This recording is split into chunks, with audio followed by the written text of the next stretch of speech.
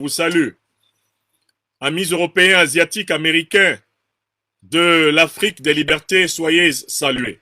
Sur tous les continents, recevez par ma modeste personne et à travers cette main levée les bénédictions de notre terre ancestrale d'Afrique dans laquelle je viens de passer une semaine absolument revigorante, une semaine inspirante. J'étais installé face au grand fleuve de Bamako, le Djoliba qu'on l'appelle, tantôt le Niger, et je parachevais la rédaction d'un recueil de poèmes qui paraîtra bientôt dans la grande capitale du Mali. Soleil du Djoliba, poème, eh bien, de la Renaissance panafricaine. C'était un séjour agréable. À tous les coins de rue de notre Mali africain, c'était la symbiose et la communion avec les nôtres. Le peuple malien, aujourd'hui gardien de la charte de l'Alliance des États du Sahel qui unit le Mali, le Burkina Faso, le Niger et qui inspire toute l'Afrique et toutes les diasporas africaines, est un peuple heureux. C'est un peuple debout. C'est un peuple fier, confronté à toutes les difficultés imaginables du chemin de la liberté. Ce peuple ne rompt pas. Il affronte courageusement ces difficultés et il assume clairement son destin sous l'égide des autorités intrépides et éclairées dont le président Assimi Goïta est la matérialisation incarnée. Oui, je vous rapporte les salutations fraternelles et chaleureuses du grand peuple africain du Mali. Et dans cette émission panoramique, je commencerai par le Mali. Mais pour vous parler, pour vous donner la chronique d'un livre qui a défrayé la chronique au Mali, le livre du colonel Sangaré. Alpha Yaya Sangaré. Le livre que voici, que j'ai entièrement lu de la première à la dernière page, un peu moins de 400 pages au total. Je voudrais en donner une recension, une chronique, afin que nul n'en ignore. Ce livre, intitulé Mali, le défi du terrorisme en Afrique, a la particularité d'avoir été l'objet à la fois d'un amour et d'un désamour. D'abord d'un amour parce que la cérémonie de dédicace de ce livre a attiré tout le gratin politique et même militaire de la ville de Bamako. Mais précisément parce que ce livre, lors de sa cérémonie de dédicace, a attiré tout le gratin diplomatique et militaire, il y avait de bonnes raisons de se demander ce qui pouvait mettre d'accord toutes les familles, toutes les franges de la classe politique malienne autour de ce livre. Le paradoxe de ce livre, c'est que si sa dédicace a rassemblé des gens de tous bords, des personnalités de tous bords, même des autorités et des diplomates, c'est parce que la plupart de ceux qui se sont rassemblés lors de la dédicace de ce livre ne l'avaient pas lu. Comme le disait Martin Heidegger, la célébrité n'est que la somme des malentendus qui se forment autour d'un nom. En effet, une fois que vous auriez ouvert ce livre, vous comprendriez que sa dédicace ne pouvait pas rassembler pratiquement tous les bords de la classe politique malienne. Et j'interviens aujourd'hui pour vous dire le contenu du livre. Ensuite, pour vous dire pourquoi je pense que le contenu du livre est scandaleusement faux. Et enfin, vous dire les leçons qu'il faut tirer de l'expérience négative de ce livre à Bamako. Je dis bien, je vais vous parler de ce livre en 3 parties. 1. De quoi le livre parle. 2. Qu'est-ce qu'il y a de scandaleux dans le livre. Et puis 3.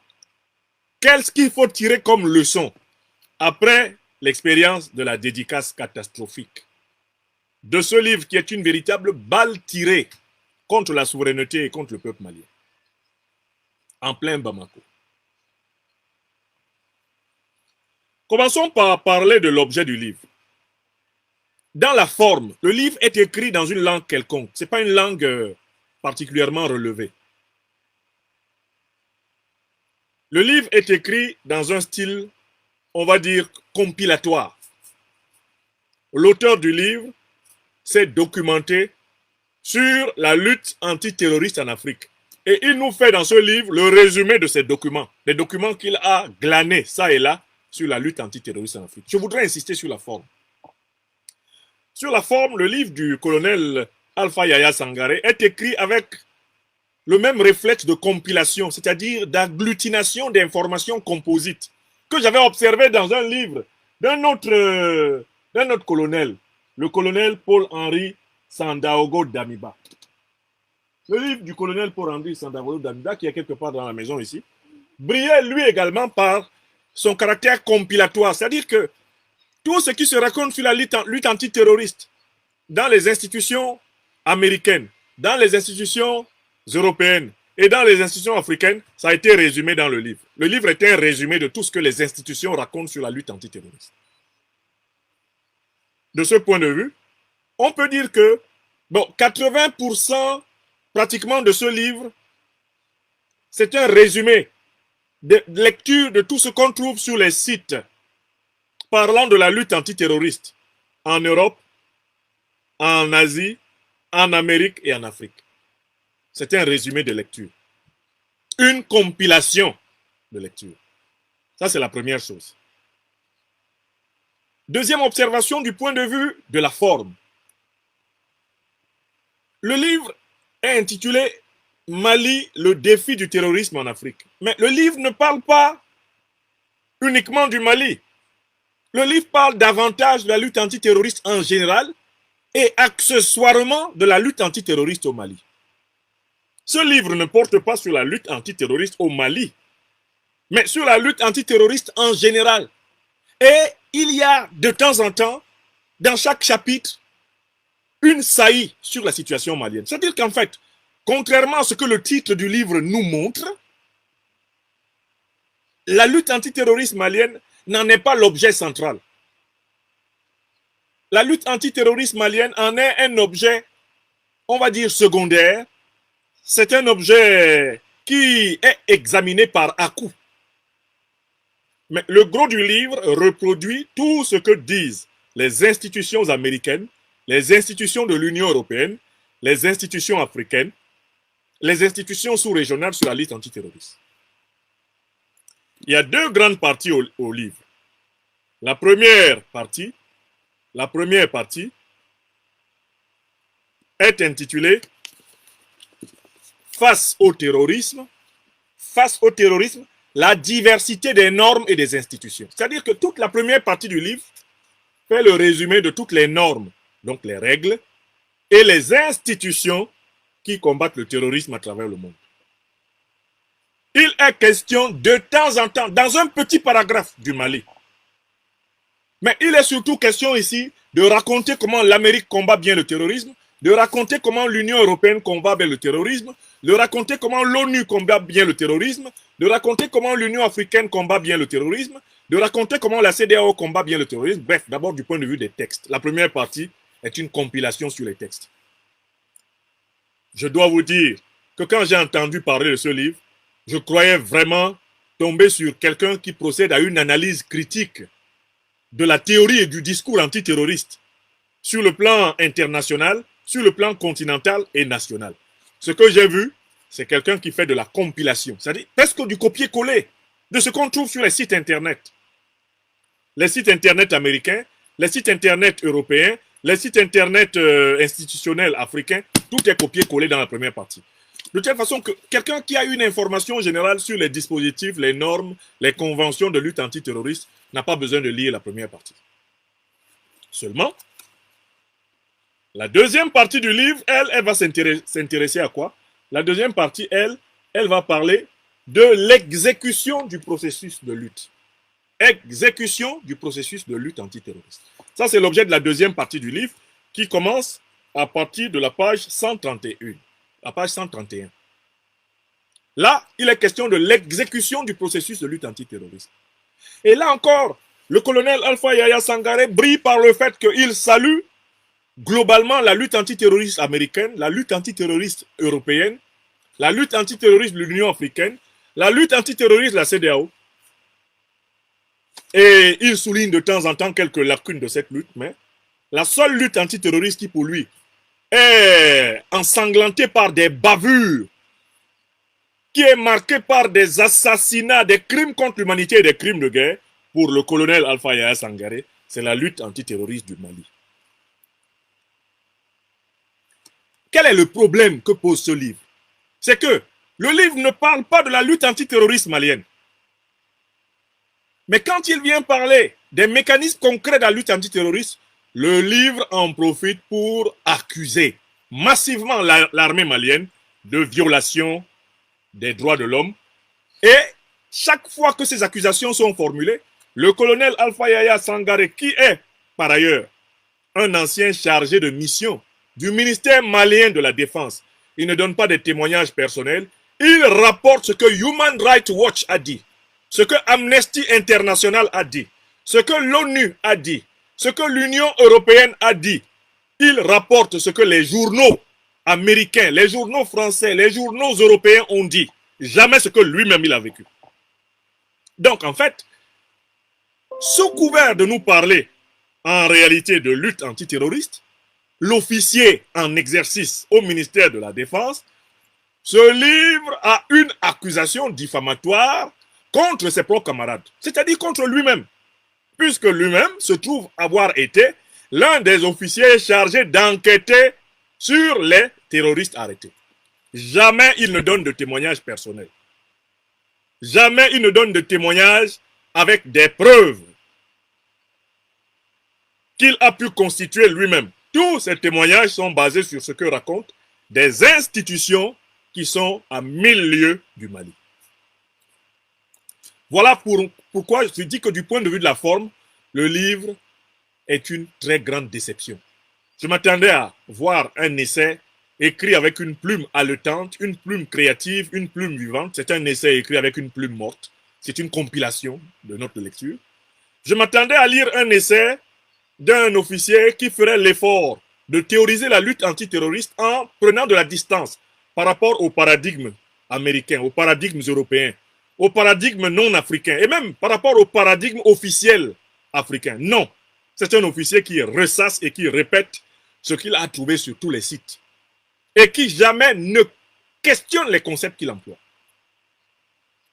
Voilà d'abord l'allure générale du livre. Maintenant, je vais vous lire quelques extraits pour que vous compreniez ce qui m'a choqué dans le livre. D'abord, dans son introduction. Dans son introduction, qu'est-ce qu'il nous dit? Il nous dit, dans l'introduction, premier paragraphe, le 11 septembre 2001, les attentats du World Center à New York ont marqué l'histoire de l'humanité par un acte terroriste sans précédent. Ils bouleversaient du même coup les réalités géopolitiques et internationales. Une vingtaine de terroristes kamikazes ont ainsi transformé une partie du monde en réalité sanglante, faisant plusieurs milliers de morts et encore plus de blessés, sans compter des familles endeuillées. Une nouvelle forme de terrorisme venait de naître à l'échelle planétaire, une réalité spécifique propre au monde du XXIe siècle. Ça, déjà, quand j'ai lu ça, j'ai dit, mais c'est incroyable, mais quel monument d'ignorance. Bon, les attentats terroristes du 11 septembre 2001, ils ont fait combien de morts? Le chiffre le plus maximal, c'est que c'est des attentats qui ont fait 6000 morts. Je pose la question au colonel Alpha Yahya Sangaré. Le bombardement d'Hiroshima et de Nagasaki par l'armée américaine, il a fait combien de morts? Si on veut faire une évaluation des plus grands actes terroristes de l'histoire, on devrait comparer par exemple les attentats terroristes de New York avec le bombardement de Hiroshima et de New York et de Nagasaki par l'armée américaine. Entre le bombardement de Hiroshima et Nagasaki par l'armée américaine, qui a fait des centaines de milliers de morts, et l'attentat terroriste, eh bien du 11 septembre 2001, quel est l'attentat le plus terroriste? Déjà de la part d'un militaire, d'un officier haut gradé, et commencer son livre comme ça, j'ai compris que c'était un livre de trahison. Écoutez, la traite négrière coûtait combien de millions de morts à l'Afrique? Combien de millions d'Africains ont été massacrés pendant la traite négrière? Combien de millions d'Africains ont été massacrés pendant la colonisation? Rien qu'au Congo belge, comme on l'appelait abusivement, on a coupé 20 millions de bras. 20 millions. En Namibie, les Allemands ont exterminé 2 millions de Hereros et de Namas. Au Cameroun, l'armée coloniale française a massacré pratiquement 1 million de Camerounais. Vous me dites que l'acte le plus terroriste qu'il y a sur la terre, c'est les attentats de New York, et que le terrorisme est né le 11 septembre 2001 à New York, vous dites ça à quelqu'un qui connaît l'histoire de l'humanité? La première et la deuxième guerre mondiale n'ont-elles pas été l'occasion de crimes contre l'humanité pires que les attentats de New York? Mais écoutez, mais de quoi parle-t-on? Les nombreuses guerres américaines, les guerres coloniales, les guerres impériales n'ont-elles pas provoqué plus de morts que les milliers d'attentats de New York? Comment l'Afrique peut-elle avoir des officiers qui écrivent ça, que le terrorisme est né le 11 septembre? La traite négrière, qu'est-ce que c'était? C'est du terrorisme. C'est l'usage de la terreur pour soumettre et exploiter toute une partie de l'humanité. La colonisation, qu'est-ce que c'est? C'est du terrorisme. C'est l'usage de la terreur pour piller les terres des autres. Et ça continue. Il ose dire que le terrorisme est né le 11 septembre 2001. C'est le 11 septembre 2001. Une vingtaine de terroristes kamikazes ont ainsi transformé une partie du monde en réalité sanglante. Une partie du monde? Non, ça s'est passé à New York, uniquement à New York. Nous, au Cameroun, ça s'est passé dans toute une partie du pays. Pendant pratiquement 40 ans, ils ont massacré 1 million de Camerounais. Vous n'en parlez pas. Parlez des guerres coloniales contre le territoire malien, le territoire sénégalais, le territoire guinéen, le territoire ivoirien. On a massacré combien d'abbés au début du XXe siècle en Côte d'Ivoire? Combien? Mais comment ça se fait que des Africains, quand ils veulent parler des actes terroristes, se permettent de prendre les actes terroristes qui ont été subis par les autres ailleurs, alors que ceux que les Africains ont subis sont suffisamment élogieux et éloquents? À partir du moment où le colonel Alpha Yaya Sangaré considère que le terrorisme commence quand la plus grande puissance du monde occidental est l'une des puissances les plus terroristes de l'histoire, puisqu'elle a exterminé les Indiens d'Amérique, esclavagisé les Noirs. À partir du moment où il considère que c'est quand des terroristes d'Al-Qaïda, organisation créée entre autres par les services américains, s'attaquent à leur maître, que c'est là que le terrorisme commence. Je savais que ça, ce livre était un faux livre. Je savais que ce livre était un faux livre. Dès que vous avez une prémisse comme ça qui commence un livre, vous savez que c'est un faux livre. Un faux livre. Si le terrorisme, c'est essentiellement ce que subit l'Amérique, et non pas ce que l'Amérique fait subir au monde, le débat est clos. Le livre n'est même plus bon à lire. Il ne sert à rien. Or, en fait, toutes les définitions du terrorisme qui sont élaborées par les officines intellectuelles américaines, européennes, occidentales, et qui sont imposées à travers des textes internationaux aux politiques africains et aux intellectuels africains, elles sont béatement reprises par le colonel Alpha Yaya Sangaré dans son livre. Il recopie béatement la dictée. À partir du moment où pour lui, l'acte terroriste de référence, c'est ce qui est arrivé le 11 septembre 2001 aux États-Unis. C'est fini. Il n'y a plus de débat. Ce qui arrive aux Maliens n'est rien. Ce qui arrive aux Nigérians avec Boko Haram depuis très longtemps n'est rien. Ce qui arrive au peuple congolais où on compte maintenant pratiquement 4 à 5 millions de personnes massacrées depuis 20-25 ans, c'est rien. C'est rien du tout. On extermine les Namibiens, c'est rien. On extermine 1 million de personnes au Cameroun, c'est rien. On massacre les Algériens, c'est rien du tout. Alpha Yaya Sangaré a trouvé son acte terroriste de référence et il écrit ça. Il commence son livre par ça, par pleurer les Américains. Il a écrit son livre parce que vraiment ça l'a touché, oh là là, le 11 septembre. Mais le 11 septembre, c'est un acte de terrorisme qui, comparé à ceux que la puissance américaine a commis à travers le monde, mais c'est un acte de terrorisme mineur par rapport à ceux que la puissance américaine a commis. Rien que le saccage de la Libye, au minimum, 100 000 morts. Minimum en Libye, là.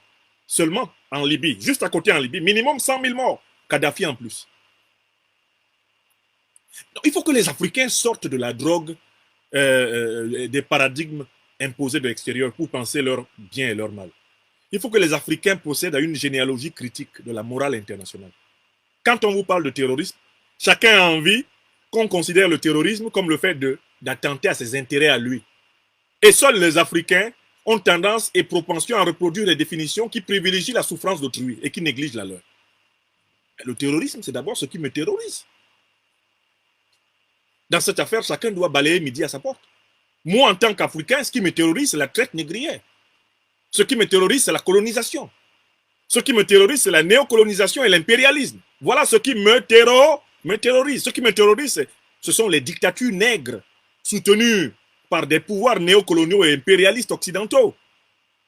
Comme celle qui, au Tchad, a massacré mon frère Yaya Dilo en lui logeant froidement une balle à la tête en plein palais présidentiel. Voilà ce qui, moi, me terrorise. Il faut me parler de ça, monsieur Alpha Yaya Sangaré. Il commence par l'Amérique. C'est l'Amérique. Le terrorisme a commencé quand l'Amérique a été attaquée. Minalmi. Depuis quand?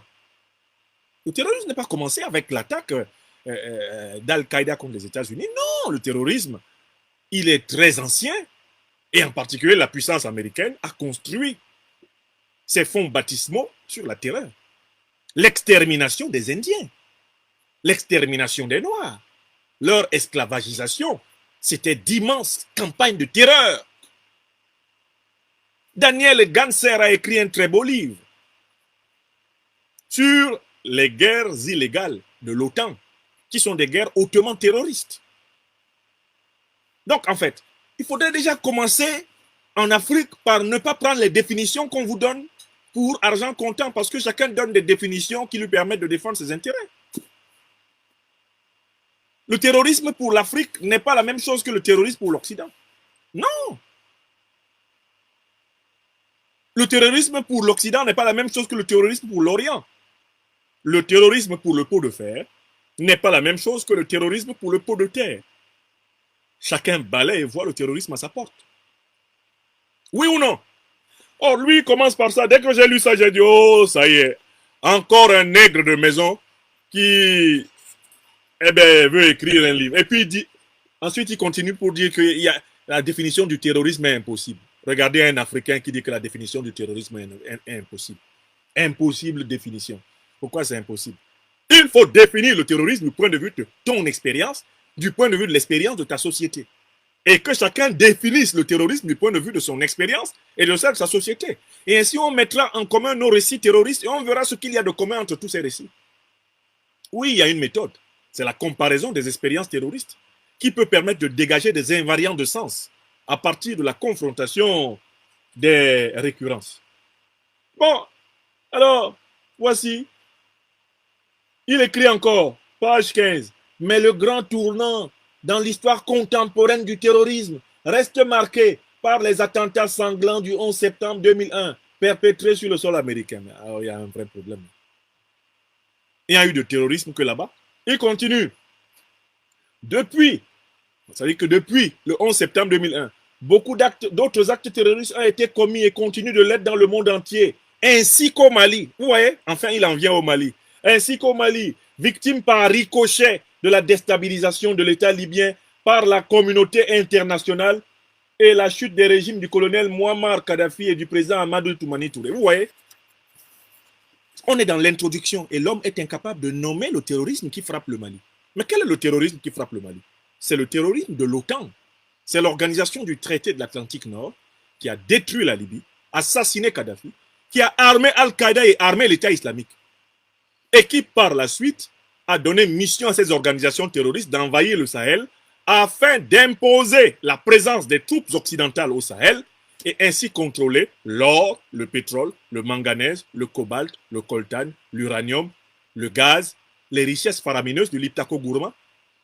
ce qui était l'étape intermédiaire pour aboutir sur le golfe de Guinée, où ils veulent actuellement imposer leur base militaire afin de contrôler les richesses halieutiques, le gaz, le pétrole, dont la région regorge.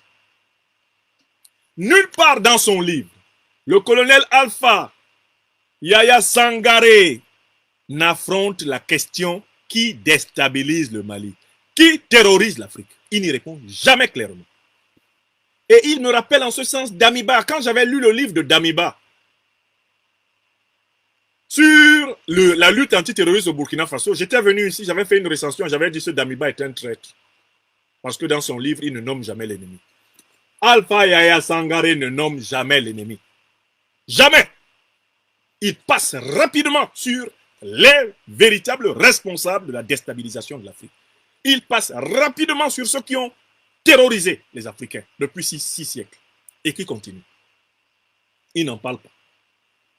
Dès l'introduction, on sait que le livre est une immense trahison. Par contre, monsieur a beaucoup d'énergie pour s'attaquer à l'armée malienne. Je vais vous lire quelques extraits, mais qui sont des abominations de la part d'un officier en exercice. Officier! Il ne s'agit pas d'un philosophe, il ne s'agit pas d'un écrivain ordinaire, non. C'est un officier supérieur en exercice, un colonel de l'armée, en poste, comme conseiller au ministère de la Défense. Et voici ce qu'il écrit. La gouvernance politique du Mali démocratique, autrefois saluée comme un modèle en Afrique, se trouve aujourd'hui paralysée par une instabilité chronique sur fond de corruption, d'élections contestées, de soulèvements populaires et de coups d'État qui ont conduit à la transition actuelle. Cette instabilité politique née de la rupture de l'ordre constitutionnel normal le 22 mars 2012 est aussi aggravée par le terrorisme qui affecte le pays depuis cette date. Aussi aggravée par le terrorisme. Vous avez compris? Selon M. Alpha Yaya Sangaré, fut un temps où le Mali était vraiment là, le chouchou du monde parce que le Mali était démocratique. Mais comment la démocratie est née au Mali? Alpha Yaya Sangaré a-t-il oublié que c'est un soulèvement populaire et un coup d'État qui ont restauré le système multipartite au Mali au début des années 90? N'est-ce pas la révolte populaire et le coup d'État d'Amadi Toumani Touré qui ont instauré la démocratie pluripartite au Mali? Nous, on était là. Voici quelqu'un qui nous parle de démocratie en l'opposant nécessairement au coup d'État. Or que c'est un coup d'État qui a instauré le système démocratique au Mali. C'est un coup d'État. Et celui qui a été renversé par coup d'État, lui-même était un général qui avait pris le pouvoir par coup d'État contre un président élu, Modibo Keïta. En 1968, si je ne m'abuse, le lieutenant Moussa Traoré renverse le président Modibo Keïta. Il va instaurer un régime militaire. Son régime militaire va tomber en 91 sous un coup d'État accompagnant une révolution populaire. Oui ou non? Voici quelqu'un qui vient nous dire la gouvernance politique du Mali démocratique, autrefois saluée comme un modèle en Afrique. Comment on a créé la démocratie au Mali? Mais par coup d'État. Écrivez ça. Écrivez. Parce qu'il y a des gens qui avancent et ils veulent tromper l'opinion. La démocratie malienne est née d'un coup d'État contre le régime de qui? De Moussa Traoré. Oui ou non? Et les gens font comme si la démocratie était descendue du ciel, comme les tablettes de Moïse. La démocratie n'est pas descendue au Mali comme les 10 commandements de Moïse. Non, un coup d'État. C'est un coup d'État. La population s'est soulevée, l'armée en a profité, Amadou Toumani Touré a pris la tête de la transition. Et donc, il va organiser des élections auxquelles il ne sera pas candidat. Et c'est comme cela que Alpha Oumar Konaré arrive. Mais la démocratie a été installée au Mali en même temps que le désarmement du peuple malien. Derrière le discours de la Bolle de Mitterrand le 20 juin 1990, a été mis en place un plan de démembrement de l'armée malienne, de toutes les armées d'Afrique francophone, par la puissance néocoloniale française. Ils ont mis en place les programmes d'ajustement structurel, ils ont mis en place ce qu'ils appelaient la privatisation des États, et après, ils ont assommé l'Afrique francophone par la dévaluation. Donc, en fait, ce qu'on appelle aujourd'hui la démocratie, rétrospectivement, ça ne flatte plus personne de ceux qui ont compris ce qui s'est passé. La démocratie était une escroquerie du néocolonialisme français et de l'impérialisme occidental contre les Africains. Derrière le soi-disant discours de la Bolle qui promouvait le retour au multipartisme, il y avait l'ambition de diviser l'Afrique par le multiethnicisme. Et diviser l'Afrique par le multiethnicisme permettait d'imposer les programmes d'ajustement structurel du FMI et de la Banque mondiale et d'imposer la dévaluation, qui n'est rien d'autre que l'une des plus immenses escroqueries perpétrées par le néocolonialisme français contre les Africains à la fin du XXe siècle. Voilà la vérité. Rétrospectivement, on sait que M. Amadou Toumani Touré, tout comme Alpha Oumar Konaré et consorts, en réalité ont été à la tête d'un vaste mouvement de bluff, une illusion continentale. Cette démocratie instaurée à l'issue du discours de la Baule s'est avérée une source d'affaiblissement massif pour les États africains. Vous avez compris? Et il écrit ça, lui il écrit ça en 2023, il ne se rend même pas compte qu'on ne parle plus de démocratie avec autant de naïveté en Afrique. Quand on a le recul sur cette histoire de la démocratie africaine. On continue, je vous lis toujours les extraits du livre. Un très mauvais livre. Il écrit, page 21, « Les répercussions du conflit en Libye se sont intensifiées et se sont propagées dans toute la région, avec des armes et des combattants qui traversent sans cesse les frontières. » Vous voyez comment il minore le rôle de l'OTAN? Est-ce que vous voyez comment Alpha Yaya Sangaré néglige de nommer ceux qui ont détruit la Libye? Pendant 6 mois, l'organisation du traité de l'Atlantique Nord, à la tête de laquelle les États-Unis de Barack Obama, la France de Nicolas Sarkozy de Nagui Boksha, la Grande-Bretagne de David Cameron, ils ont bombardé la Libye sans avoir l'autorisation de le faire de la part d'une résolution du Conseil de sécurité des Nations Unies. Pendant 6 mois, ils ont bombardé la Libye. Ils l'ont fait en association avec les 2 principales organisations terroristes qu'ils ont co-créées avec leurs alliés au Moyen-Orient, Al-Qaïda et l'État islamique. Et voici ce que l'officier écrit. Les répercussions du conflit en Libye. Donc, il y aurait eu un conflit en Libye. Alors que tout le monde a vu l'armée américaine, l'armée française, l'armée britannique bombarder et tuer Kadhafi. Lui, il parle d'un conflit en Libye. Et c'est là qu'on voit qu'il s'agit en réalité d'un officier félon. Non pas d'un serviteur de la vérité justice africain. Alpha Yaya Sangaré est un plumitif au service de l'impérialisme occidental et du néocolonialisme français. Parce que s'il avait le courage de la vérité, il dirait l'attaque sauvage et barbare de l'OTAN, et donc notamment des États-Unis, de la France et de la Grande-Bretagne contre la Libye est la cause de la déstabilisation du Mali. Il aurait le courage de dire comme le président Macron, citation, dans le Figaro de juin 2017. Nous, Français, nous avons eu tort de faire la guerre contre la Libye, car il en a résulté partout des États sahéliens faillis et des groupes terroristes qui prospèrent. Fin de citation. Voilà ce qu'a dit le président Macron. Fraîchement élu, il a reconnu la responsabilité française dans la déstabilisation du Sahel. Il a dit, je cite encore, « Nous, Français, nous avons eu tort de faire la guerre contre la Libye, car il en a résulté des États sahéliens faillis et partout des groupes terroristes qui prospèrent. » Fin de citation. Voilà ce qu'a dit Macron. Et lorsque le président Issoufou a dit à Barack Hussein Obama de ne pas détruire la Libye parce que ça allait déstabiliser toute l'Afrique, Obama lui a répondu non, nous allons continuer le job. C'était en 2010 à Deauville, ici, à 100 km en Normandie. Et tout ça n'est pas rapporté. C'est-à-dire qu'Alpha Yaya Sangaré, il ne veut pas savoir qui a déstabilisé, qui a attaqué le Mali. Il ne veut pas savoir qui déstabilise l'Afrique. Ce n'est pas son problème. Monsieur Batifol, sur le discours institutionnel. Qu'est-ce qu'il écrit encore? Au Mali, page 23, nous serions tentés de croire que le terrorisme est l'expression d'un malaise social dont le flambeau est porté par des leaders islamistes. Vous voyez, le terrorisme est un malaise social dont ça veut dire que Al-Qaïda et l'État islamique, ils ont été créés au Mali, quoi. C'est-à-dire que l'OTAN a été créé au Mali. Le Mali est à l'origine de sa propre déstabilisation. Le Mali s'est bombardé lui-même pendant 6 mois. Le Mali a associé l'OTAN avec Al-Qaïda et l'État islamique pour se faire attaquer. Et le Mali a fabriqué ses propres islamistes pour se déstabiliser. Voilà ce qu'écrit un officier supérieur de l'armée malienne. Quelle honte! Quelle honte! Quel scandale! Et monsieur continue. Ce sentiment s'appuie sur la mauvaise gouvernance de l'État malien, la corruption de certains membres de l'élite politique et administrative, l'absence ou l'insuffisance avérée des services sociaux de base, les élections politiques contestées de manière récurrente, les pressions démographiques et foncières, une justice chancelante aux décisions souvent incompréhensibles et les frustrations populaires débordantes et mal contenues. Dans tout cela, il n'a pas cité une seule référence. Une accusation massive contre l'État, le gouvernement malien, sans la moindre référence, sans le moindre début de preuve. Page 23. Rien n'est référencé. Et voilà l'introduction de l'homme. Le coupable est tout trouvé. Selon Alpha Yaya Sangaré, le terrorisme prospère au Mali par la faute des Maliens eux-mêmes, et notamment des autorités maliennes. Et il va se focaliser à un moment donné sur une institution malienne qui serait pour lui la vraie responsable de l'échec de la lutte antiterroriste, c'est l'armée.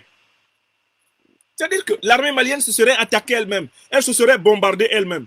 L'armée malienne aurait armé Al-Qaïda, aurait armé l'État islamique elle-même. L'armée malienne aurait décidé, en effet, de se déstabiliser. Elle aurait décidé, peut-être de son propre chef, de céder Kidal, de céder Menaka, de céder Gao, de céder Tombouctou. L'armée malienne se serait tirée tranquillement une balle au pied. Voilà l'hypothèse implicite de tout le livre. Allons-y dans la première partie. Il y a des choses incroyables dans la première partie. La première partie nous parle des soi-disant mécanismes universels de lutte contre le terrorisme. Universel. Qu'est-ce qu'il entend par universel? Non, il suffit que quelque chose soit occidental pour que ce soit universel. Ça me rappelle quelqu'un qui un jour me disait à l'université à Poitiers que Christophe Colomb a découvert l'Amérique. Et je lui ai dit, il suffit qu'un individu, un Portugais ou un Espagnol découvre quelque chose de l'autre côté de l'océan Atlantique pour qu'on pense que cette chose n'existait pas sans lui. Est-ce qu'il est le premier à avoir des yeux sur la Terre? Non, pour que quelqu'un dise qu'il a découvert l'Amérique, est-ce qu'il n'y avait pas en Amérique des gens qui avaient des yeux? Donc ces gens ne s'étaient pas découverts eux-mêmes. Ici, la lutte contre le terrorisme est une préoccupation majeure de la communauté internationale. Ouais, ça fait pitié. Colonel Alpha Yaya Sangaré, la communauté internationale, c'est-à-dire l'Alliance occidentale, est le principal agent de terreur de la planète depuis 600 ans. Écris ça. Mon colonel, vous êtes en détention. J'espère que vous regarderez cette vidéo et qu'elle vous éduquera. Ce n'est pas bon ce que vous avez fait. Il y a une alliance dans le monde qui est née en 1949. C'est la plus grande fauteuse de troubles et de guerres sur la planète depuis 1949. C'est l'OTAN. C'est l'OTAN. Et je n'ai eu de cesse de vous lire toutes les guerres illégales que cette alliance a produites. Parce que vraiment, le rappel sauve, comme le dit le président Tiani. Le rappel sauve l'âme. Le rappel sauve l'âme. Mon colonel, quel que soit votre lieu d'arrestation, j'espère qu'on vous permettra de voir cette conférence parce que vous avez fait beaucoup de tort à l'intelligentsia militaire africaine du Mali et au peuple africain en général par les mensonges que vous avez rassemblés dans votre livre. Vous dites que la lutte contre le terrorisme est une préoccupation de la communauté internationale, mais voyons les guerres qui ont été perpétrées rien que par les seuls Américains au mépris de la loi. Au mépris du droit international. Allez, mon colonel, et tous ceux qui de près ou de loin se sont émus de votre ouvrage, vraiment ça fait pitié. Je vais juste vous faire la liste des guerres. Voici le beau livre de monsieur Daniel Ganser. C'est un chercheur suisse. Il a écrit Les armées secrètes de l'OTAN. Réseau Stay Behind. Gladio et terrorisme en Europe de l'Ouest. C'est-à-dire que Daniel Ganser démontre que l'OTAN a pratiqué du terrorisme depuis sa naissance, à travers les guerres secrètes, les guerres illégales. Et Ganser va en particulier documenter ici les guerres suivantes. La guerre secrète en Grande-Bretagne. Ça, c'est page 75. La guerre secrète aux États-Unis. Ça, c'est la guerre secrète en Italie, la guerre secrète en France, la guerre secrète en Espagne, la guerre secrète au Portugal, la guerre secrète aux Pays-Bas, la guerre secrète au Luxembourg, la guerre secrète au Danemark, la guerre secrète en Norvège, la guerre secrète en Allemagne, la guerre secrète en Grèce, la guerre secrète en Turquie. Rien que cela. Dans ce livre-ci, il documente toutes les guerres secrètes qui ont été menées par l'OTAN dans l'espace occidental.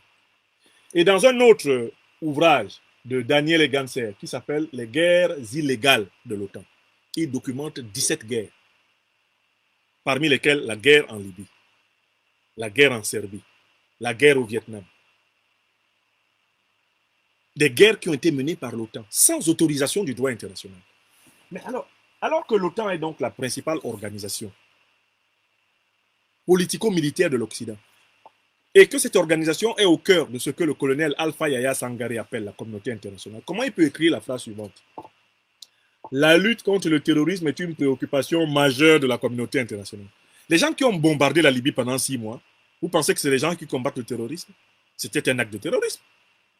Les gens qui ont bombardé Hiroshima et Nagasaki en tuant des centaines de milliers de personnes en une journée, vous pensez que c'est les gens qui combattent le terrorisme? Ce sont des agents de terrorisme. Des gens qui ont commercialisé 20 millions de Noirs.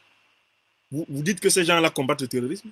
Mais c'est des grands perpétrateurs de terrorisme à l'échelle mondiale. Les gens qui ont pratiqué les exterminations coloniales, vous dites qu'ils combattent le terrorisme? Alpha Yaya, Sangaré, vous êtes sur la terre, là, des hommes, avec nous? Avez-vous un temps soit peu parcouru les livres d'histoire? Qui a commis les plus grands actes de barbarie sur cette terre des hommes?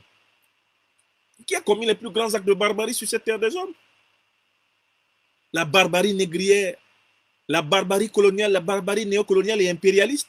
Vous pensez que ce n'est pas du terrorisme? Les populations qui subissent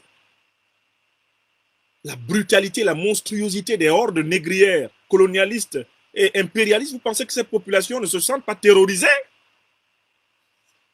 Ça fait pitié. Et il va plus loin. Consciente que ce fléau entrave tout effort de développement des États et menace dangereusement la paix et la sécurité internationale, l'Organisation des Nations Unies semble prendre le leadership dans cette lutte. Astaghfirullah. La MINUSMA a-t-elle combattu le terrorisme au Mali?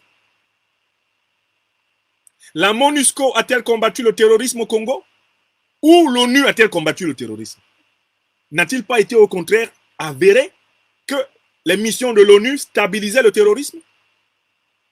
Qu'elle voulait durer en Afrique précisément parce qu'elle ne résolvait jamais le problème de la déstabilisation de l'Afrique. Mais pourquoi les Africains ne veulent-ils plus voir une mission militaire de l'ONU sur leur sol?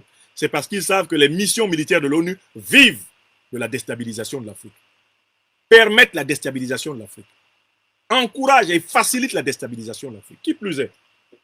Mais comment on peut combattre le terrorisme avec une organisation dont les décisions suprêmes sont détenues uniquement par 5 puissances? Celles qui détiennent le droit de veto au Conseil de sécurité. Les États-Unis, la Russie, la Chine, la France, la Grande-Bretagne. Ces 5 pays à eux tout seuls, ce sont eux qui font toutes les résolutions du monde. Là où il y a 189, pratiquement 200 pays membres de l'ONU, il y en a 5 qui ont le pouvoir d'empêcher n'importe quelle décision. Et vous dites que l'ONU combat quoi? Est-ce que l'ONU est une organisation démocratique? Est-ce que l'ONU est une organisation équitable? Est-ce que c'est une organisation dans laquelle toutes les nations sont égales? Est-ce que toutes les voix de toutes les nations comptent au même titre à l'ONU pour qu'on puisse compter sur l'ONU pour être protégé du terrorisme? N'a-t-on pas assassiné tout un secrétaire général de l'ONU uniquement parce qu'il avait pris fait et cause pour le peuple congolais et pour son leader, Patrice Lumumba? Avez-vous lu le livre de Susan Williams, Who Killed Dag Hammarskjöld? Pourquoi a-t-on tué le secrétaire général Dag Hammarskjöld en tirant sur son avion en 1961 en Zambie? Est-ce que vous avez lu ça? Bon. Et je vais lire beaucoup de choses comme ça, complètement effrayantes. Qu'est-ce qu'il dit? C'est page 34. C'est la raison pour laquelle ont été condamnées fermement toutes les violations des droits de l'homme et les atteintes à ces droits et toutes les violations du droit international humanitaire, y compris les exécutions extrajudiciaires et sommaires, les arrestations et détentions arbitraires, etc., dans le cadre de la lutte contre le terrorisme au Mali et partout ailleurs en Afrique. Quelle est sa référence? Rapport du secrétaire général sur la situation au Mali. Voilà ce qu'il écrit, un officier. Il prend ce que l'ONU raconte. L'ONU, dont on sait que c'est une organisation sous le contrôle des grandes puissances, et où le Conseil de sécurité est composé de 3 puissances occidentales et de 2 puissances orientales, il prend les rapports de cette organisation décriés pour sa partialité, décriés pour sa corruptivité et sa corruption en Afrique. Ce sont ces rapports-là qu'il prend pour les opposer au peuple malien en lutte contre les terroristes. Mais écoutez, on a condamné les atteintes aux droits de l'homme, mais est-ce que les États-Unis qui ont détruit la Libye ont été condamnés? Où est la résolution des Nations Unies condamnant les Américains pour la destruction de l'Irak, de la Libye, de la Serbie, du Vietnam, de l'Afghanistan et consorts? Où sont les résolutions? Pourquoi venir nous parler de droits humanitaires?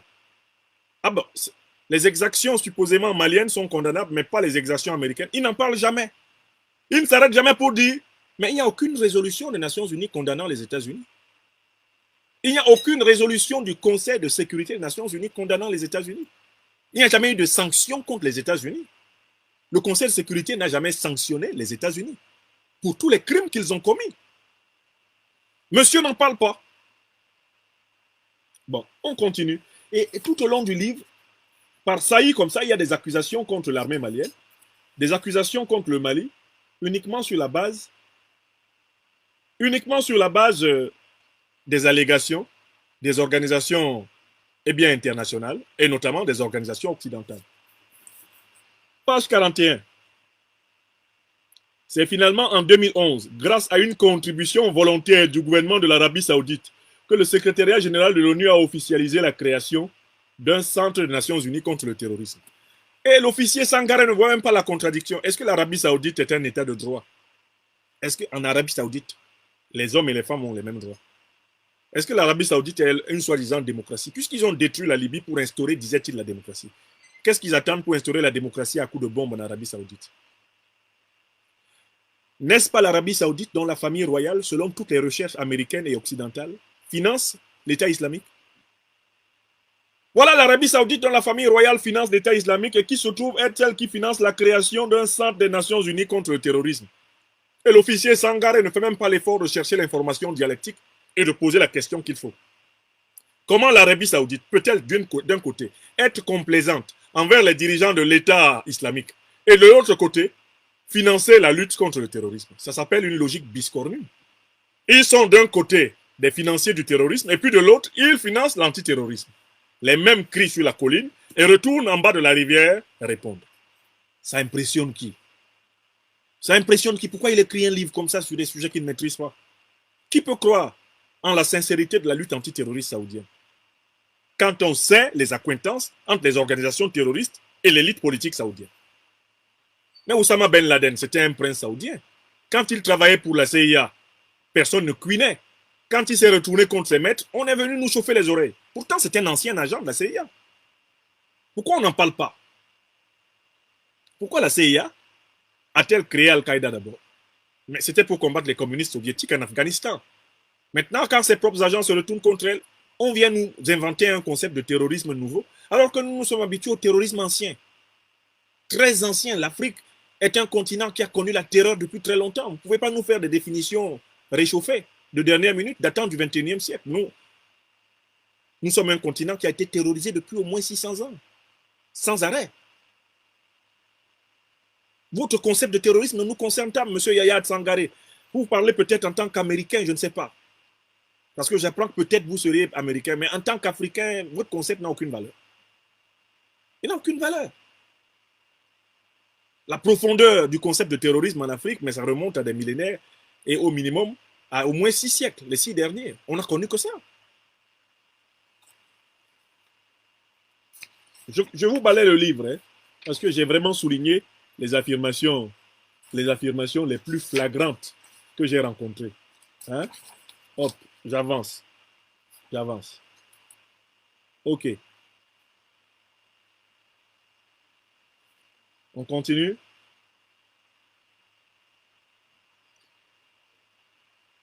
C'est sous la pression politique et économique de la communauté internationale et par opportunisme sécuritaire que les États africains ont adopté des instruments juridiques de lutte contre le terrorisme au sein des organismes régionaux et intergouvernementaux. Bon.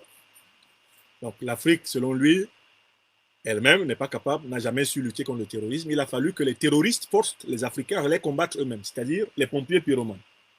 Et monsieur ne souligne même pas la contradiction. On continue. Je vous lis toujours des extraits. Pour que vous voyez à quel point le livre brille vraiment par une lâcheté sans pareil. C'est juste affligeant. Je continue. Je vous cite d'autres extraits. Il faut que vous ayez senti ce livre. Page 96. Monsieur le colonel Alpha Yahya Sangaré écrit: il existe aussi une coopération entre l'Union européenne et certaines régions d'Afrique et du Sahel. Dans ce cadre, l'Union européenne et EUCAP Sahel Mali dispensent des stages de formation aux officiers des forces de sécurité au chef d'établissement de l'administration pénitentiaire et aux magistrats dans la lutte contre le terrorisme. En fait, il ne fait que ressasser des choses qu'il a lues. La question c'est, qui arme Al-Qaïda? Qui arme l'État islamique? La question c'est, qui a détruit la Libye? Mais ce sont les mêmes puissances qui composent EUCAP Sahel. Et jamais il ne se pose la question, comment est-il possible que les puissances qui composent EUCAP Sahel soient exactement celles qui ont détruit la Libye? Comment peut-on croire que EUCAP Sahel vienne nous aider à combattre le terrorisme, alors même que le même EUCAP Sahel est précisément coupable d'avoir installé le terrorisme? Jamais il se pose cette question dans le livre. Il ajoute ailleurs. L'opération Barkhane fait l'une des réponses apportées par la France pour aider les pays de la bande sahélo-saharienne à faire face au terrorisme et à la criminalité organisée. Mais n'est-ce pas la France de Nicolas Sarkozy, de Naki Boksha qui a détruit la Libye, qui a terrorisé les Libyens pendant 6 mois et qui a participé avec Obama et Cameron à l'assassinat de Kadhafi? Mais comment peut-on nous dire que cette même France a mis une opération pour combattre le terrorisme, alors même que, à l'occasion de la destruction de la Libye, elle a permis à Al-Qaïda et l'État islamique de s'armer pour envahir le Mali, le Burkina et le Sahel? Mais comment Alpha Yahya Sankaré peut écrire ça après tout ce qui s'est passé, après toutes les révélations qui ont eu lieu? Je suis choqué. Il ajoute, dans cet espace précis, l'action française semble s'inscrire dans la durée. La mise en place par la direction de la coopération, sécurité et défense de multiples écoles nationales à vocation régionale a permis de donner une dimension structurelle et institutionnelle à l'action française, avant tout destinée à encourager la coopération sud-sud dans la lutte contre le terrorisme. La DCSD, en outre, s'est fixée pour but de promouvoir des outils de sécurité légitimes et efficaces, ainsi que de favoriser le développement au Sahel avec une approche globale. Astaghfirullah. Si l'armée française avait vaincu le terrorisme au Sahel, cela se saurait. Quand l'armée française arrivait en 2012-2013, le terrorisme était localisé dans le nord du Mali. Quand elle repartait en 2022, le terrorisme avait métastasé dans tout le pays. Drôle de succès. Alpha Yahya Sankaré nous dit, quoi? Ils ont lutté contre le terrorisme? Exactement comme la corde lutte contre le pendu. Et il continue d'écrire des choses comme ça. Le mécanisme de coopération des États-Unis dans la stratégie de lutte contre le terrorisme en zone africaine se caractérise par le light footprint, qui repose en priorité sur l'emploi de forces spéciales américaines ainsi que de brigades spécialisées par région et surtout sur la coopération en matière de formation et d'entraînement, etc. Mais en quoi les Américains peuvent-ils lutter contre le terrorisme alors que ce sont eux qui l'ont fait venir? Je recommence encore. Qui a détruit la Libye? Qui a armé Al-Qaïda et l'État islamique? C'est l'OTAN. C'est l'Alliance occidentale. Qui peut croire que cette alliance s'associe au pays qu'elle a déstabilisé pour combattre les agents qu'elle a armés et financés? Qui peut le croire? Il n'y a que Alpha Yahya Sankaré qui puisse le croire et l'écrire. Et voilà pourquoi tout le gratin diplomatique de Bamako, le gratin diplomatique occidental était sorti l'applaudir parce qu'eux, ils avaient lu le livre. Eux, ils avaient lu le livre. Hein? Qu'est-ce qu'il écrit encore? Les causes du blocage du processus d'Alger de mise en accord passent forcément par un examen minutieux des causes sous-jacentes. À notre avis, une telle entreprise devrait contribuer fondamentalement à retirer à la crise malienne sa charge communautaire et le tropisme du Nord pour la considérer plutôt comme la marque d'un dysfonctionnement dans la conduite de la gouvernance générale. Bref, s'il y a une crise au Mali, s'il y a une crise terroriste au Mali, c'est la faute au gouvernement. Il écrit encore ça, page 103. Ça fait pitié. Je passe. Confronté au péril terroriste depuis 2012, l'État malien a sollicité l'intervention militaire de l'opération Serval auprès de la France en vue de libérer les 2 tiers de son territoire. Il écrit ça page 105. Et il oublie de marquer que l'État malien n'a jamais demandé une intervention au sol de l'armée française. Pour un officier supérieur, c'est quand même grave. Dioncounda Traoré, président intérimaire, a demandé, nous avons la lettre originale, d'ailleurs, qui a été publiée sur le site du Sénat français. Dioncounda Traoré, alors président intérimaire du Mali, avait demandé un appui feu aérien de l'armée française et un appui en renseignement militaire. C'est tout ce qu'il a demandé. Hollande en a profité pour lui forcer la main et a déversé 5 à 6 000 soldats français sur le sol malien. Car c'était le but de la déstabilisation de la Libye et du Sahel. Imposer aux Sahéliens, imposer aux Africains la réinstallation durable des armées occidentales afin de piller allègrement les ressources stratégiques. Voici un officier de l'armée malienne, page 105 de son livre, qui parle naïvement de l'intervention française au Mali, en ignorant que les autorités maliennes n'ont jamais demandé à l'armée française de descendre au sol, qu'elles ont été mises devant le fait accompli. En ignorant même que cette armée française allait empêcher l'armée malienne de reconquérir Kidal. D'où la prise de conscience de la génération du colonel Assimi Goïta, l'actuel leader du Mali. Car ils ont été désarmés aux portes de Kidal par l'armée française. Quand ils voulaient reprendre le contrôle au nom de l'État malien d'un territoire infesté par les terroristes, ils ont été empêchés et désarmés par l'armée française. Jamais ils n'en parlent, Alpha Yaya Sangare. Jamais ils n'en parlent dans tout un gros livre comme celui-ci. Quelle honte. Quelle honte. J'avance. Toujours pour... C'est un livre qui est vraiment à charge. C'est un livre à charge contre... Voilà.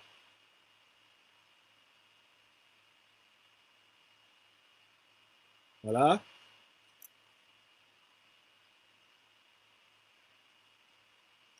Il écrit, page 113, « Malheureusement, il arrive souvent que la DGSE soit accusée de violation grave des droits humains.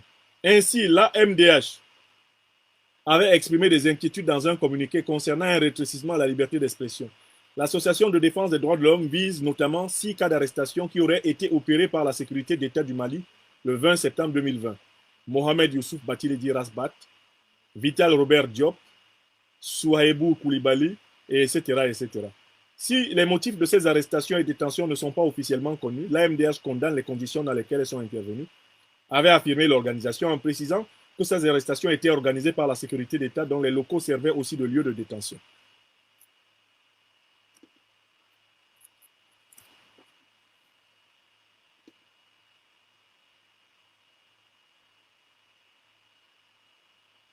Un instant.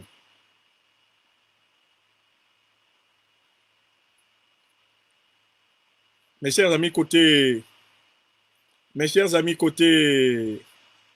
TikTok, continuez à partager ce live qui est fortement menacé par des signalements. Les gens, vous voyez, les gens, quand ils écrivent un livre, ils sont contents. Il y a au moins 22 organes de presse occidentaux à travers le monde notamment qui ont voulu faire de ce livre un monument de la critique contre la révolution malienne. Maintenant, un compagnon de la révolution s'empare du livre et est en train de le lire en Mondovision, ça leur fait mal. Et ils attaquent maintenant la conférence sur, sur TikTok, ils la signalent. Ils l'attaquent maintenant sur YouTube, ils la signalent. Ils l'attaquent sur Facebook, ils la signalent. Tout ça parce qu'enfin, il y a quelqu'un qui a lu le livre et qui est en train de faire lire le livre au peuple. Il y a quelqu'un qui a lu le livre et qui est en train de faire lire le livre au peuple. Est-ce que je ne suis pas en train de donner les pages? Je commente le contenu. Je ne suis pas en train de vous parler de quelque chose que je n'ai pas lu, n'est-ce pas? Là, il se base ici sur quoi? Monsieur Alpha Yaya Sangare est un officier de gendarmerie qui lui-même était chargé d'interroger les terroristes. Qui lui-même a travaillé dans des cellules d'enquête judiciaire sur les terroristes. Il a travaillé sur des cellules d'enquête judiciaire sur les terroristes.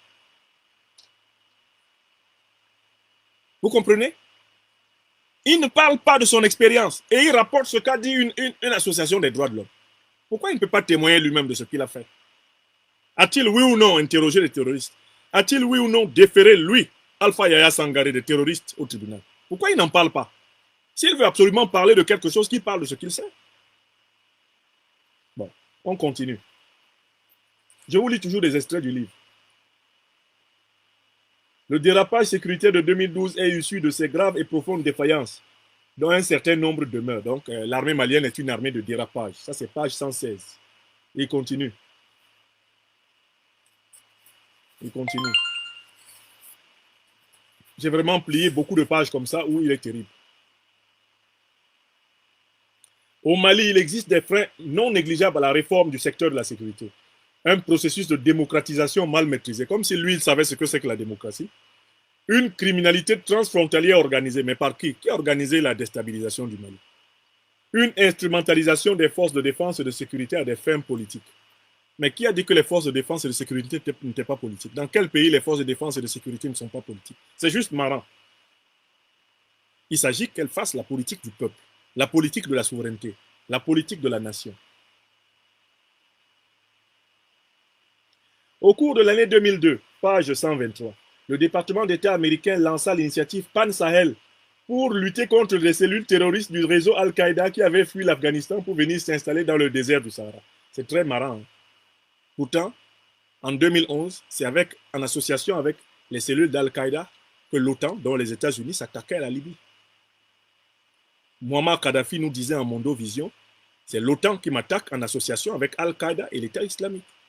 Et aujourd'hui, tout le monde sait que c'est bien une coalition impérialiste occidentale et des organisations terroristes qui a détruit la Libye. Et qui peut prendre au sérieux ces récits sur la lutte antiterroriste? Ils implantent les cellules antiterroristes pour ensuite justifier leur présence militaire par la lutte antiterroriste alors que leur présence militaire bénéficie du terrorisme pour obtenir la razzia sur nos matières premières. Voilà le modèle qu'on appelle le chaos maîtrisé, la déstabilisation instrumentale. C'est ce qu'on appelle l'ordre par le chaos. L'Afrique le sait. L'Afrique maîtrise le sujet. Et il dit, page 124, c'est surtout après le sommet de l'OTAN à Istanbul en Turquie de juin 2004, dont les recommandations insistaient sur un développement accru de la coopération militaire avec les pays de la rive sud de la Méditerranée, que cette collaboration des États-Unis d'Amérique s'est développée considérablement avec les pays africains.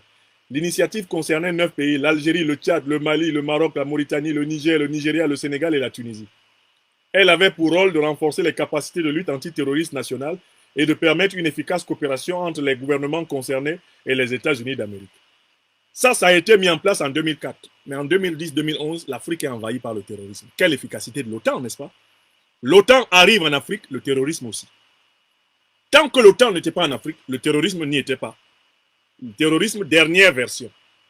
Version islamiste. L'OTAN arrive, le terrorisme, version islamiste, se répand. Et il y en a qui n'ont même pas la capacité d'établir une corrélation, une relation logique. On continue. Alors, regardez comment il écrit mollement à la page 125. Ces événements juxtaposés peuvent laisser penser aux observateurs de la scène internationale que les Américains, sous prétexte de lutte contre le terrorisme, profiteraient de la situation actuelle pour installer des bases militaires dans la zone concernée afin de se rapprocher des pays pétroliers. Voilà ce qu'il fallait démontrer dans le livre. Monsieur ne donne aucune source à cette affirmation. Il ne renforce pas cette affirmation parce qu'il est bien sûr chargé de saboter l'armée malienne.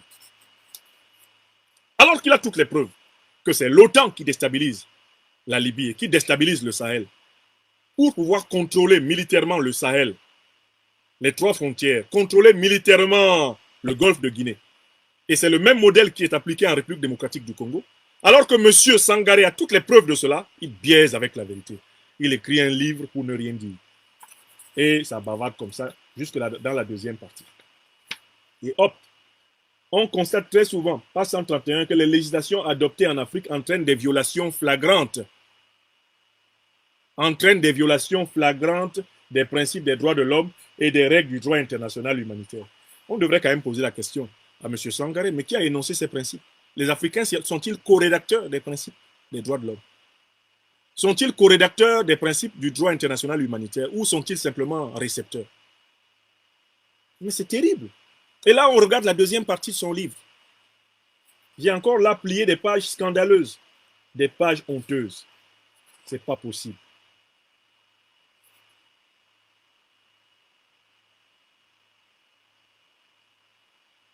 Des pages scandaleuses, des pages honteuses. Hop. Qu'est-ce qu'il écrit? Non, j'ai décidé de vous l'éplucher. Ainsi au regard, là, page 142, ainsi au regard de plusieurs situations liées au terrorisme en Afrique, les États s'attendaient par le passé à ce que les opérations militaires soient autorisées, supervisées, encadrées ou même financées par l'ONU. Ces attentes se sont souvent soldées par une lenteur dans le processus d'intervention militaire contre les groupes terroristes. Vous voyez, c'est tout ce qu'il dit.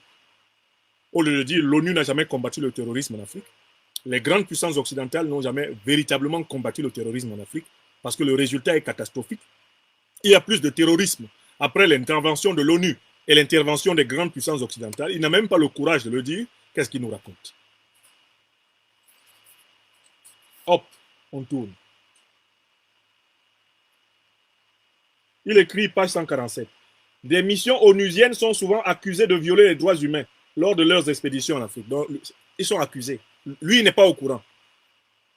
Ce fut le cas en Libye en 2011, lorsque les forces armées de l'OTAN ont été accusées de commettre de nombreuses exactions. La question est la suivante. Est-ce que l'OTAN, c'est l'ONU? Est-ce que l'OTAN, c'est l'ONU? Où est le degré de confusion qu'il y a dans la tête du colonel, là? C'est grave, hein? À cet égard, l'intervention des forces internationales contre la Libye avait mis en lumière la difficulté de l'ONU à limiter une intervention armée à la seule protection des populations civiles. Mais il n'y a aucune résolution de l'ONU qui ait permis à l'OTAN d'agresser la Libye. Il n'y a aucune résolution. L'OTAN a mené une guerre illégale contre la Libye. Ce n'est pas une guerre autorisée. Ce n'était pas une guerre légale. On tourne. Et c'est comme ça qu'il écrit partout. Il nous raconte l'efficacité incroyable de la CPI dans la lutte contre les terroristes.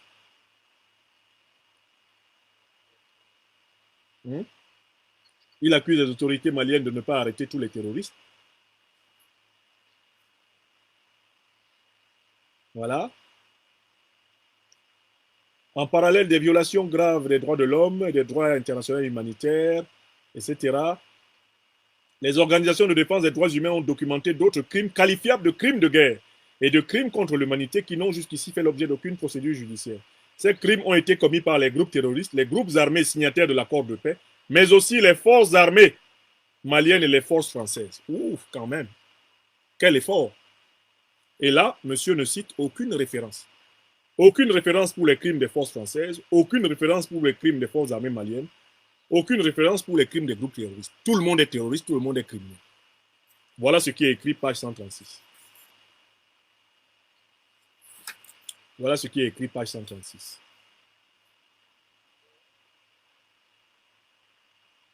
Par ailleurs, la méfiance des partenaires internationaux du Mali dans la lutte antiterroriste se trouve aussi justifiée par un rapport compromettant du Conseil de sécurité de l'ONU, un rapport compromettant du Conseil de sécurité de l'ONU daté du 7 août 2020.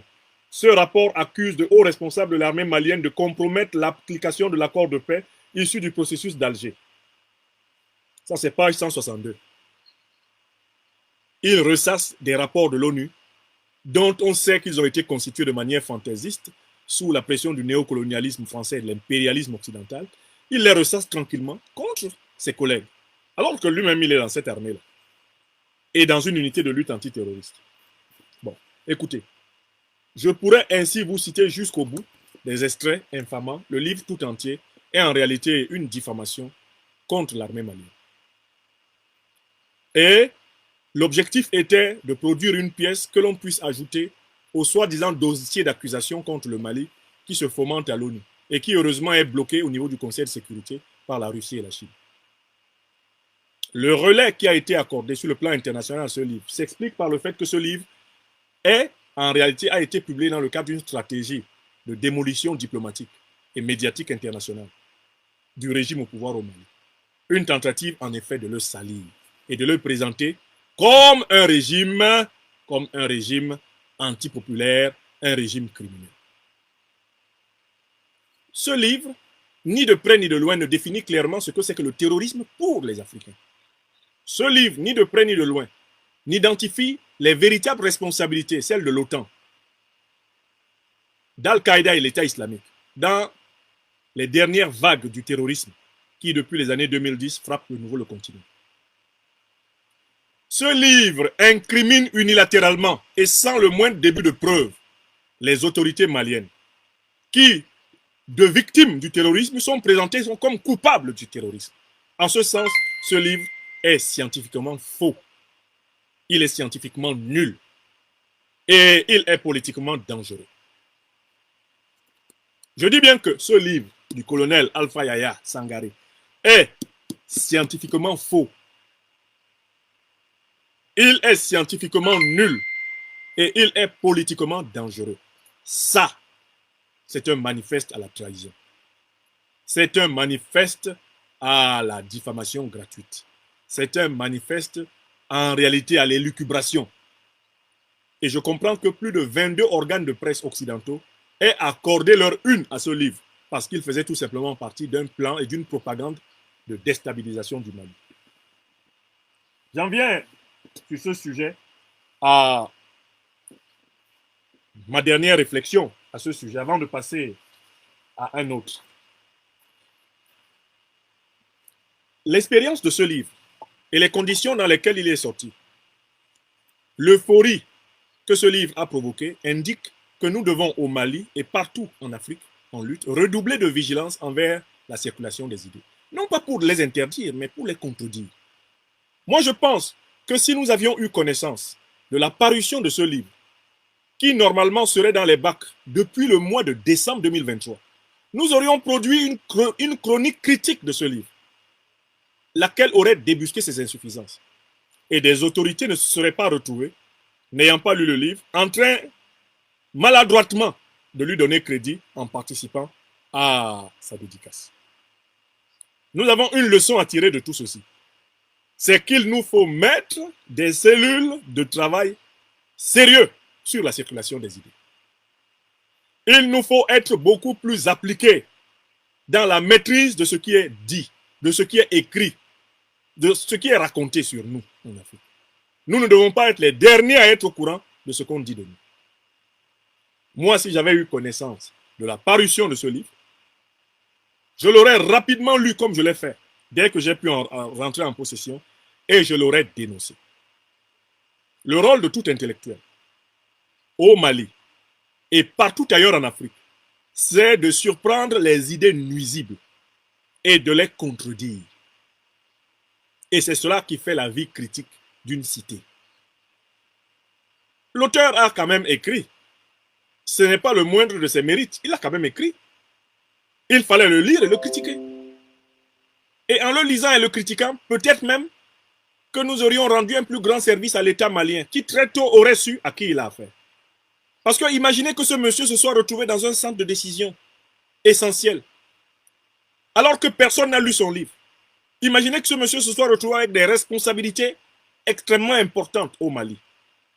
Mais la révolution malienne aurait été frappée en plein cœur. Et c'est seulement rétrospectivement, en lisant son livre, qu'on aurait compris que cet homme a pris fait et cause pour la compréhension et les intérêts étrangers au peuple malien. La compréhension et l'acceptation des intérêts incompatibles avec la justice, la liberté, l'émancipation et la souveraineté des Africains. Donc il est extrêmement important de tirer de l'expérience de ce livre une leçon fondamentale pour nous tous. Nous devons être beaucoup plus exigeants, beaucoup plus appliqués, beaucoup plus responsables dans notre travail de maîtrise de l'environnement socio-économico-culturalo-politique de nos pays. Les Africaines et les Africains doivent être les maîtres de tout ce qui se dit, de tout ce qui se lit, de tout ce qui s'écrit sur l'Afrique. Et c'est l'une des vocations de l'Institut de l'Afrique des libertés. Être vraiment une cellule de veille, d'analyse, une cellule de mise en lumière de ce qui peut se fomenter dans l'obscurité des alcôves et des officines à travers précisément ce genre de procédé. S'il y avait eu 30 lecteurs de cet ouvrage à l'intérieur des institutions maliennes, le colonel Alpha Yaya Sangaré n'aurait pas tenu cette dédicace avec le nombre de personnes qu'il avait. Peut-être même que sa dédicace n'aurait pas attiré plus de 20 personnes. Mais c'est parce que son livre n'a pas été lu qu'on a pu croire qu'en tant qu'officier supérieur, fils de la patrie malienne, il apportait une contribution positive à la lutte de son peuple. Si son livre avait été lu, on l'aurait su. La leçon que nous devons en tirer, c'est que nous devons lire. Quand les livres sont publiés, c'est pour que des gens les lisent. Tout livre qui est publié par une personnalité d'un certain rang, qui plus est, une personnalité qui peut avoir une certaine influence, mérite d'être écumé. On doit le comprendre. Non pas dans la logique de réprimer la liberté d'expression, mais d'anticiper et d'ouvrir le débat. Si le débat avait été ouvert dès le mois de décembre sur le livre du colonel Alpha Yaya Sangaré, il n'aurait pas eu l'effet qu'il a eu. C'est parce que le débat n'a pas été ouvert tôt. Et que beaucoup de ceux qui en ont parlé ne l'avaient pas lu. Moi, je n'en ai pas parlé sans l'avoir lu. Car, comme je vous l'ai toujours dit, vous m'appelez le docteur des preuves, je ne critique pas les gens que je ne comprends pas, les gens que je n'ai pas lus. Je ne critique pas. J'ai donc tout fait pour obtenir un exemplaire de ce livre afin de vous en parler, que vous ayez entendu ce que ce monsieur a dit, afin que vous ne jugiez pas de ce que vous ne savez pas. Si le livre avait été écrit par un intellectuel malien ordinaire, on considérerait le livre simplement comme une prise de position. Mais le livre est écrit par un officier supérieur, qui plus est, un officier en poste au sein de l'armée malienne et au ministère de la Défense. Voilà pourquoi la réaction des autorités maliennes est légitime. Parce que le degré de responsabilité qui est le sien, eh bien, lui imposait un devoir, eh bien, de dépassement, qui n'est pas celui du citoyen, bref, je ne sais pas, de l'enseignant, du journaliste ordinaire. Donc moi, je comprends tout à fait que vu l'importance de ses responsabilités militaires, eh bien, il lui soit demandé de répondre des accusations formulées contre ses propres camarades, c'est-à-dire contre lui-même. C'est-à-dire contre lui-même. Bon, voilà mes chers amis, je tenais ce soir à commencer par vous parler de cela. J'ai encore